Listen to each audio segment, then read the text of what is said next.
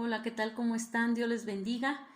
Estamos iniciando una nueva materia. Esta materia se llama sectas falsas. No sé si algunos de ustedes ya han escuchado hablar un poco de este tema. Este, a lo mejor es nuevo para ti y yo sé que vamos a aprender, juntamente vamos a aprender de esta nueva materia y vamos a ver en nuestro primer resumen de esta clase número 1, 2 y 3. Y yo sé que ustedes también se van a esforzar para poder iniciar y culminar con esta materia y sé que nos va a ayudar para nuestro crecimiento espiritual. Me da mucho gusto invertir en sus vidas y yo sé que ustedes también van a cooperar con realizando sus tareas, sus actividades, exámenes también que vamos a tener próximamente de esta materia. Pero vamos a iniciar, hermanos, vamos a iniciar y que Dios les bendiga allá donde están y que sea Dios guardándolos y protegiéndolos. Vamos a iniciar con este primer resumen. Es únicamente un resumen, hermanos. En la plataforma ustedes van a ver ya las clases, las lecciones ya más extensas, punto por punto, y ahorita pues solo es un pequeño resumen de lo que nosotros vamos a ver, ¿sí? Bueno, yo les decía que es la materia sectas falsas. Desde el inicio de la humanidad, hermanos, el ser humano ha sido influenciado, ha sido engañado por el enemigo, quien siempre ha querido que cada persona ponga su fe en todo menos en el Dios verdadero. El enemigo ha querido distorsionar la palabra de Dios desde un principio, que creamos en todo menos en quien nos dio la vida, menos en Cristo Jesús, menos en nuestro Dios verdadero. Cuando el Señor Jesucristo ascendió al cielo, Él comisionó a un grupo de hombres para que llevaran la palabra de Dios, para que expandieran su reino. Fue Cristo Jesús quien les dio la comisión a estas personas, a estos discípulos, y fue así, hermanos, fue así que ellos llevaron la palabra de Dios a otros lugares para que se diera a conocer quién era Cristo Jesús, a qué Él vino y cómo es que Él ascendió, ¿no? En que conociéramos de este Dios verdadero. Entonces, Jesucristo, esa fue la comisión que Él dejó. Ahora, el cristianismo pues creció de tal manera que fue comparado como con una plaga que amenazaba a todos los imperios. Todo esto pues sabemos que es obra del maligno, ¿no? Pero algo que debemos saber nosotros es un punto importante, hermanos. No sé si ustedes han escuchado hablar de la apología. ¿Qué es la apologética? Por ejemplo, un apologista es una persona que realiza una defensa. Por esto es necesario que lo que se defiende pues se debe conocer. Entonces, pero también debemos de conocer lo falso, ¿no? En este caso, una doctrina, una secta o una religión. Una doctrina. ¿Qué es una doctrina? ¿Qué es doctrina? Es una enseñanza, ¿no? Debemos de conocer la enseñanza. La apologética proviene del griego, de la palabra griega apología, que significa defensa. Entonces, apologética, la palabra apologética es defensa, defender. Entonces, todos somos apologistas cuando defendemos la doctrina que hemos recibido. ¿Cuál es la doctrina que tú has recibido? Tú la estás defendiendo y eso se llama apologética, ¿sí?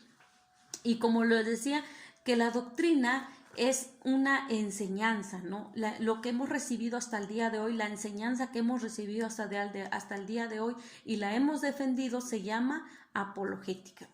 Pero vamos a enfocarnos un poquito en cuanto a la apologética cristiana. ¿Qué es eso? Entonces, si sabemos que la apología pues es defensa, entonces tú estás defendiendo, ¿sí? Tu fe cristiana. La apologética cristiana es la ciencia de defender nuestra fe cristiana. Estamos defendiendo nuestra fe cristiana, hablando de la apologética cristiana, ¿sí? Ay, disculpe, es que mi computadora se...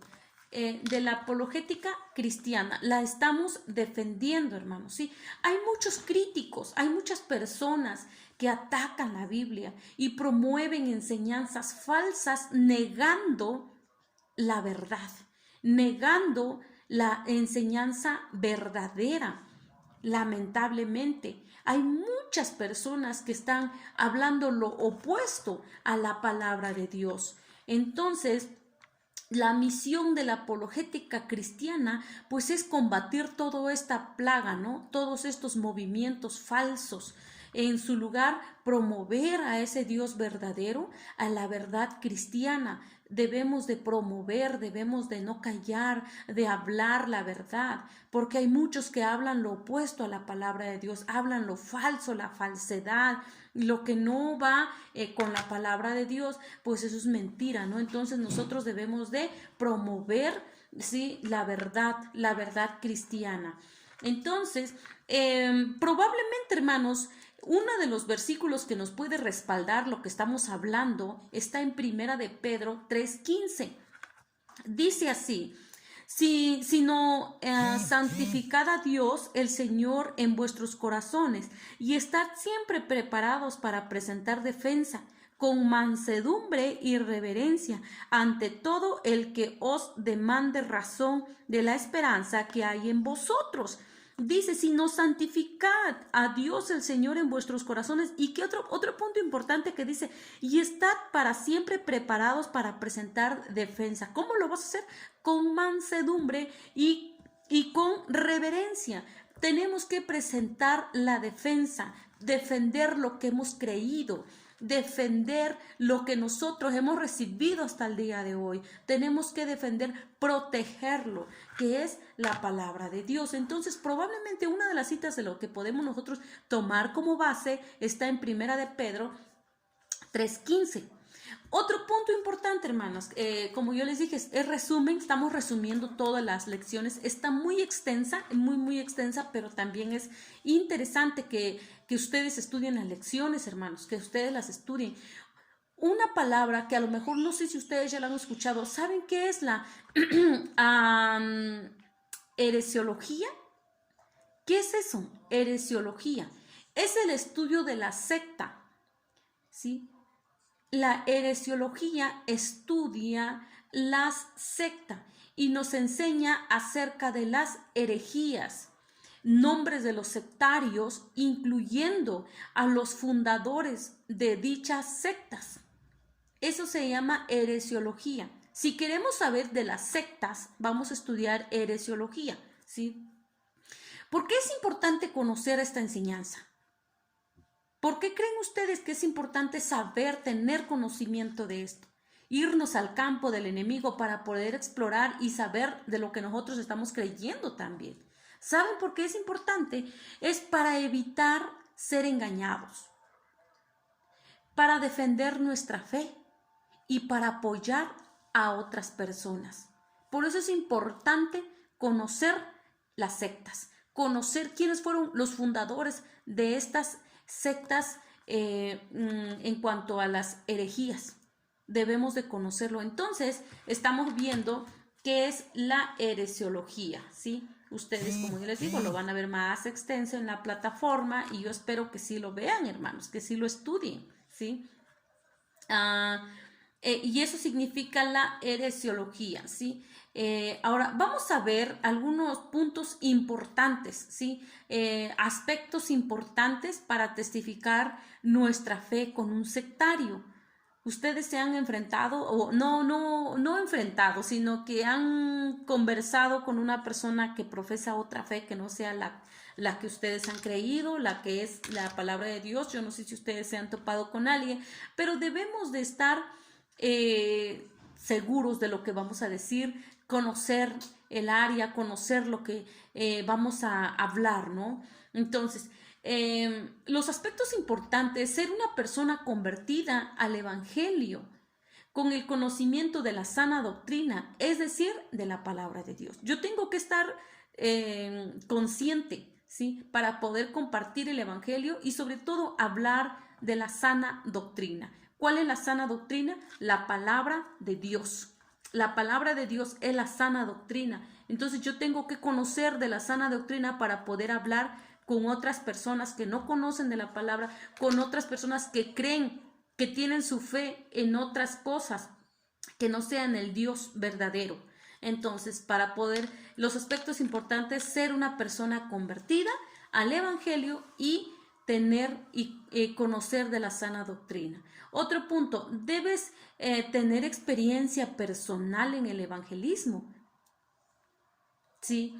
Y conocimiento básico de las sectas o religiones. Tenemos que conocer el área, hermanos, tenemos que conocer esta materia.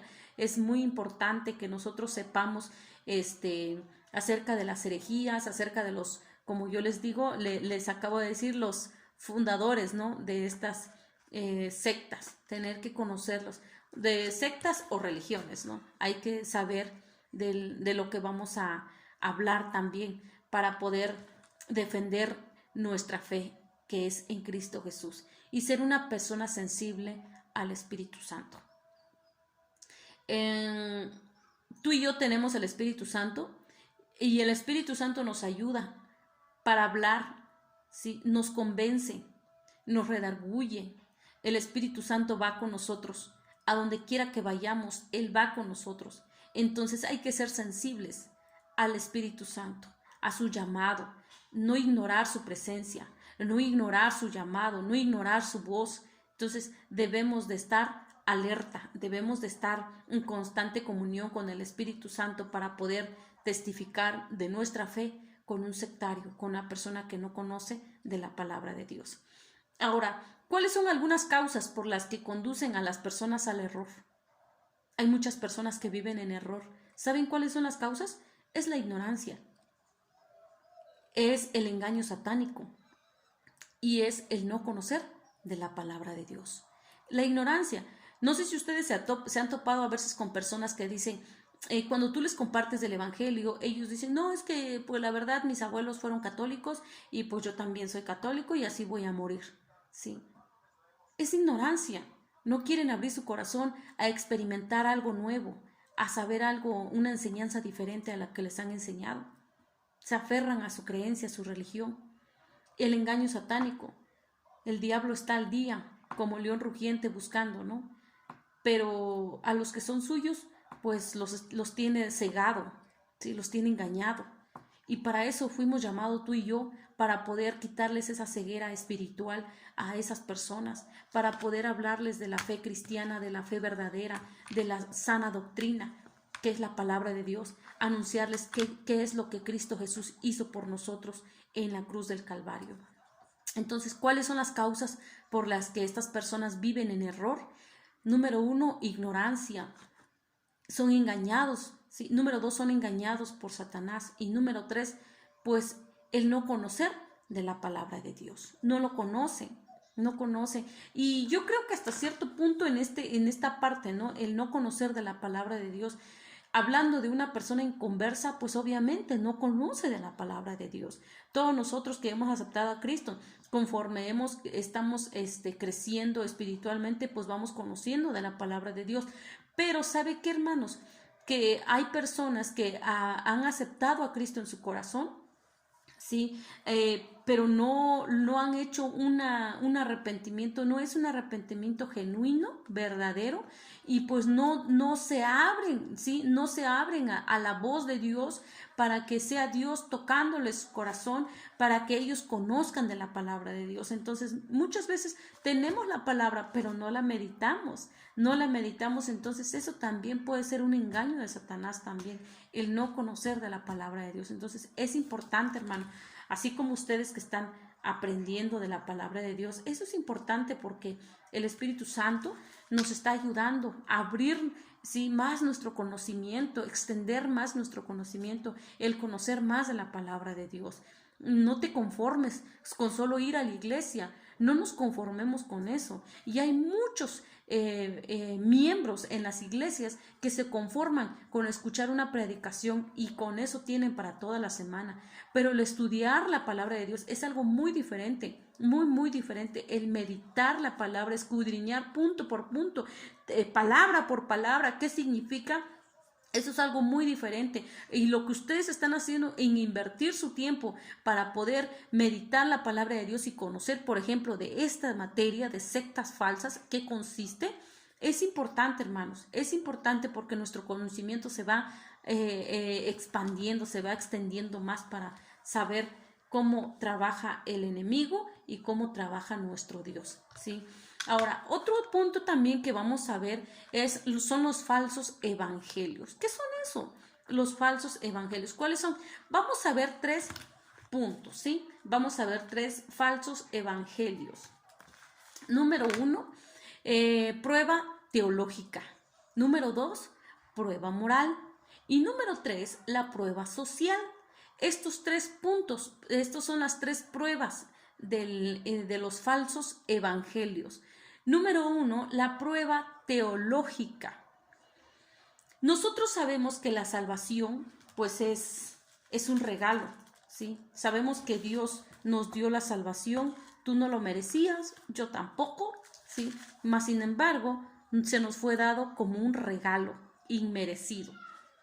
Entonces, en el libro de Tito, capítulo 3, versículo 5, dice, y nos salvó no por obras de justicia que nosotros hubiéramos hecho, sino por misericordia, por el lavamiento de la regeneración, por la renovación en el Espíritu Santo. Nos salvó no por obras de justicia, dice, no por obras de justicia que nosotros hubiéramos hecho. ¿Quién nos salvó? Cristo Jesús. ¿Sí? Y muchos niegan la eficacia de la obra redentora de Jesucristo en la cruz. Muchos lo niegan, ¿sí? Algunos enseñan que se tiene que hacer obras para ser salvos, ¿sí? Muchos prefieren, dice, y creen en eso, que al hacer obras estoy haciendo salvo. Por ejemplo, si veo a una abuelita, una viejita queriendo cruzar la calle, yo la voy a ayudar, estoy haciendo una obra y con eso voy a ser salvos. Muchos creen en eso, pero la Biblia no dice eso. Entonces, ¿qué es lo que me dice la Biblia? ¿Sí? Muchos niegan la eficacia, como les digo, de la obra de Jesucristo en la cruz del Calvario. Entonces, nosotros sabemos que la salvación es un regalo, ¿sí? La salvación se nos fue dado como un don, ¿sí? Que no como un regalo que no merecíamos, más sin embargo, Dios nos los dio por su grande amor. Él tomó su lugar, ¿sí? Él tomó nuestro lugar y eso a nosotros nos correspondía morir en esa cruz, pero Él murió y nos dio vida eterna, nos dio la salvación, ¿sí? Y como les dije, muchos andan engañando, ¿no? Muchos quieren engañar que la salvación es por obras y no es así. Pero ¿qué nos dice la Biblia acerca de la salvación? ¿Qué es lo que me menciona la Biblia? Colosenses 1:20 dice, y por medio de él reconciliar consigo todas las cosas, así las que están en la tierra como las que están en los cielos, haciendo la paz mediante la sangre de Cristo Jesús. Cuando yo acepté a Cristo, sí, Cristo, gracias a su sangre, Él me reconcilió, Él me unió al Padre. Entonces, para que yo pueda tener comunión con el Padre, es a través de Cristo Jesús. Gracias al sacrificio que Cristo Jesús hizo en la cruz del Calvario, yo tengo acceso al Padre, yo puedo entrar a la presencia de Dios, porque ya hemos aceptado a Cristo Jesús, porque Él nos reconcilió. Éramos enemigos, ahora somos amigos, porque Él dio su vida por nosotros. Entonces, nosotros debemos de saber, hermanos, que la salvación es un regalo que no merecíamos. Entonces, yo tengo la salvación en mi vida como aceptando a Cristo Jesús. Cuando tú y yo aceptamos a Cristo Jesús, aceptamos la salvación. No es porque haga obras voy a ser salvos, no es así. Entonces, la prueba teológica es ese punto acerca de la salvación. Y otro punto que también, nada más como para corroborar lo que estamos diciendo, en Efesios capítulo 2, versículo 8 y 9, dice, porque por gracia sois salvos por medio de la fe, y esto no de vosotros, pues es don de Dios, no por obras para que nadie se gloríe. Por gracia yo soy salvo. Yo merezco, yo soy salvo por la gracia de Dios, ¿sí? Por la gracia de Dios. No son por nuestros méritos, propios méritos, no porque, no sé, nacimos de qué familia, de qué ciudad, de qué, nada que ver, no tiene nada que ver, sino es por su gracia, ¿sí? Ahora, vamos a ver la siguiente prueba, la prueba moral. ¿Qué es eso? La prueba moral consiste en preguntar acerca de la santidad en sus vidas. ¿Viven los líderes y miembros del grupo sectario una vida en santidad? O sea, grupo de personas que no creen en la palabra de Dios, ¿vivirán en santidad? ¿Ustedes qué dicen? Por ejemplo, nosotros que tenemos a Cristo Jesús, ¿sí? ¿A qué imagen se va a ir formando el creyente? ¿A qué imagen nos vamos a ir formando? Romanos capítulo 8, Romanos 8, 29, dice, porque los que antes conoció también los predestinó para que fuesen hechos conforme a la imagen de su Hijo, para que Él sea el primogénito entre muchos hermanos. Porque dice, a los que antes conoció también los predestinó para que fuesen hechos conforme a la imagen de Cristo Jesús, a la imagen de su Hijo. Entonces, tú y yo, hermanos, estamos creciendo a imagen de Cristo Jesús cada día de nuestra vida. Este cuerpo me lleva a pecar. Este cuerpo me está jalando al infierno. Si yo, que soy espíritu, nosotros somos espíritu, tenemos un alma y vivimos en un cuerpo. Pero mi carne me induce a lo malo y mi espíritu me jala, me induce a meditar la palabra de Dios, a pasar tiempo con Dios. Entonces nosotros tenemos que darnos cuenta, hermanos, tenemos que darnos cuenta que conforme vamos creciendo, vamos puliendo nuestra vida, vamos matando el carácter, vamos matando nuestro yo. Y nosotros, nuestra vida cristiana, mi espíritu se va a ir formando cada día a la imagen de Cristo Jesús. Cada día nosotros estamos siendo como Él. ¿Y cómo es Él? ¿Cómo es Él? ¿Sí? ¿Qué es lo que hay en Cristo Jesús? Y eso es lo que debe de haber en mí. Pero muchas veces con lo que lidiamos todos los días es con nuestra carne, es con nuestro carácter, nuestras emociones, ¿sí? El cuerpo y el alma, háganse de cuenta que son amigos y son enemigos de nuestro espíritu, de nuestro yo. ¿Sí? Es difícil a veces de masticar esto, de entenderlo, pero no imposible, porque dice la Biblia que nosotros somos espíritu. ¿Sí? Debemos de vivir una vida de santidad.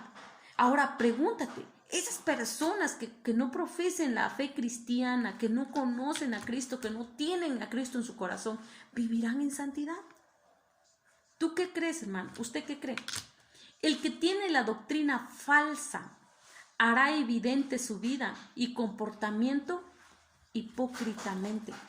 ¿Por qué? Porque no tienen a Cristo en su corazón, no tienen esa santidad, no tienen el amor de Dios. Tito, vamos a ver qué nos dice Tito. Tito capítulo 1, versículo 16. Profesan conocer a Dios, pero con los hechos lo niegan, siendo abominables y rebeldes, reprobados en cuanto a toda obra, ¿sí? Todo lo que ellos hacen es reprobado. Profesan, dicen una cosa, pero con sus hechos lo niegan, ¿sí? ¿Y tú crees que dentro de la iglesia, dentro del cuerpo de Cristo, no hay personas así? La Biblia dice, muchos son llamados y pocos son los escogidos. Muy pocos son los que van a entrar al reino de Dios. Porque Cristo Jesús dijo, sin santidad nadie verá al Señor. Sin santidad nadie va a ver a Dios. No vamos a ver a Dios si no hay santidad en nuestro corazón. Sí. Estamos meditando la palabra de Dios, hermano, cada día de nuestra vida. Y conforme vamos meditando, vamos entendiendo y vamos, la enseñanza, la doctrina se está haciendo más, ¿cómo se dice? Se está encarnando más en nuestra vida. Tenemos que andar sabiamente. Esas personas que creen en otra religión, ¿vivirán en santidad? Pues yo creo que no, porque aquí Tito me dice, profesan conocer a Dios, pero con los hechos lo niegan, siendo abominables y rebeldes, reprobados en todo lo que hacen. En todas sus obras son reprobados. Sí, y no hay que ser como ellos, hay que aferrarnos más a lo que creemos, hay que estar más enamorándonos más de Dios, conociendo más de Él, más de su palabra. ¿Sí? Bueno, la siguiente prueba es prueba social. Sí, la prueba social. Primera de Juan capítulo 3 versículo 16. Esta prueba tú la tienes, pero ¿quiénes no la tienen? Vamos a ver. ¿Y qué dice? Primera de Juan 3, 16. En esto hemos conocido el amor, que Él puso su vida por nosotros. También nosotros debemos poner nuestra vida por nuestros hermanos. La prueba social. ¿Qué elemento esencial debe existir en la vida de un creyente o un grupo verdadero? Es decir, en tu vida y en mi vida. ¿Cuál es el elemento esencial? El amor. A eso se está refiriendo Primera de Juan. El amor. ¿Sí? En esto hemos conocido, dice, el amor, en que Él puso su vida por nosotros, hablando de Cristo Jesús. Él dio su vida por nosotros. Ahora nos corresponde a nosotros dar nuestra vida por nuestro prójimo, por nuestros hermanos. En eso consiste, dice, el amor. El amor. Estamos hablando ahorita con la prueba social. Primera de Juan, capítulo 4, 7 y 8. Amados, amémonos unos a otros, porque el amor es de Dios, y todo aquel que ama es nacido de Dios y conoce a Dios. El que no ama no ha conocido a Dios, porque Dios es amor. Y eso es algo interesante, hermanos. Dios no tiene amor, Dios es amor. Entonces, si Dios es amor, entonces en nosotros debe de emanar el amor para poder demostrarlo con nuestro prójimo. Y a veces es difícil, hermanos, es complicado, pero nosotros debemos de entender que la palabra de Dios es real, es viva, y esa es la que yo tengo que estar meditando para poder ponerlo por obra. Entonces, la prueba social, el elemento esencial es el amor. El amor, ¿sí? Existe, ¿sí?, para usted alguna manera en la que puede usted dar su vida por su prójimo. ¿Ustedes qué dicen? Consideremos esto, hermanos, de lo que dice Primera de Juan 3, 17. Pero el que tiene bienes de este mundo ve a su hermano tener necesidad y cierra contra él su corazón. ¿Cómo? Dice, ¿cómo mora el amor de Dios en él? ¿Sí? ¿Cómo es que está el amor de Dios en él? Consideremos, hermanos, este punto importante. Los que conocemos a Cristo debemos hacer un acto de amor por nuestro prójimo, ¿sí? Debemos de hacer un acto de amor por nuestro prójimo cada día de nuestra vida. Y por último, hermanos, ya estamos culminando. ¿Ustedes han escuchado hablar qué es la religión? ¿Qué es la religión? Es un conjunto de creencias religiosas, de normas, de comportamiento y de ceremonias de oración o sacrificio que son propios de un determinado grupo humano y con los que el hombre reconoce una religión con la divinidad, un dios o varios dioses. Entonces, ¿qué es la religión? Es una creencia, es un conjunto de creencias religiosas. Vamos a ver, hermanos, en este punto acerca de la religión. Si usted se da cuenta que la religión es una de las actividades más universales de la humanidad y es una práctica común en casi todas, dice, a las culturas, desde los tiempos más remotos hasta la actualidad, vamos a ver el origen. En este punto ustedes van a ver en la plataforma el origen, ¿sí?, de la religión, cuáles son sus funciones, también las partes que constituye una religión. Y una de las clasificaciones de la religión son religiones monoteístas. ¿Cuáles son esas religiones monoteístas? Y las religiones politeístas. Dos son los que vamos a ver ahorita. Las religiones monoteístas, estos creen en un solo Dios, dentro de las doctrinas de lo que ellos conocen como un solo Dios. ¿Quiénes son estos grupos? Pues son el judaísmo, el cristianismo y el islamismo. Estos grupos creen en un solo Dios. Pero los politeístas, ¿quiénes son ellos? Ellos creen en varios dioses. Dentro de las doctrinas politeístas que admiten la pluralidad de estos dioses, vamos a ver que son los hinduismo, jainismo, shintoísmo y los toaísmo, ¿sí? Y todo lo que termina con ismo. Ellos son los que creen en varios dioses, no en un solo Dios, ¿sí? Entonces, para que ustedes puedan ver, hermanos, estos grupos sectarios, ¿sí? Estos grupos sectarios en lo que ellos creen. Yo espero que hayan puesto atención en este pequeño resumen. Dentro también de este punto vamos a ver lo que es la diferencia entre la religión y la religiosidad. Ustedes lo van a ver más ampliamente en la plataforma. Entonces, ya vimos nosotros lo que es la religión monoteísta y la religión politeísta. Y gracias, hermanos, gracias por su atención. De verdad les animo a que se esfuercen para poder estudiar las clases, las lecciones. Están súper interesantes y hay que tener este conocimiento para que nadie nos engañe, para que no nos dejemos engañar por falsas doctrinas, porque si está una verdadera doctrina que es de Cristo Jesús, hay una falsa. Desde el momento que tú aceptaste a Cristo Jesús para hacerte su amigo, ¿sí? Te hiciste enemigo del que es el amigo de Dios. ¿Y quién es el enemigo? Pues Satanás. Y él nada más está viéndote, observándote para ver en qué momento vas a caer. Pero yo creo que nosotros, como hijos de Dios, Él es el que va con nosotros, Él es el que nos da la fuerza. Y yo les animo, hermanos, no se desanime, no diga usted, ya no quiero seguir estudiando, ya no quiero seguir, mejor lo dejo, no tengo tiempo. Hermanos, hay que darle tiempo a estas enseñanzas, porque eso nos ayuda para nuestro crecimiento espiritual, para conocer aún más de la verdad que es Cristo Jesús. Gracias, hermanos, gracias, que Dios les bendiga, y cualquier duda que tengan, cualquier comentario, mándanos un mensaje por WhatsApp, o si es posible, regáleme una llamada. Con gusto estamos para servirle. Muchas gracias y que Dios les bendiga.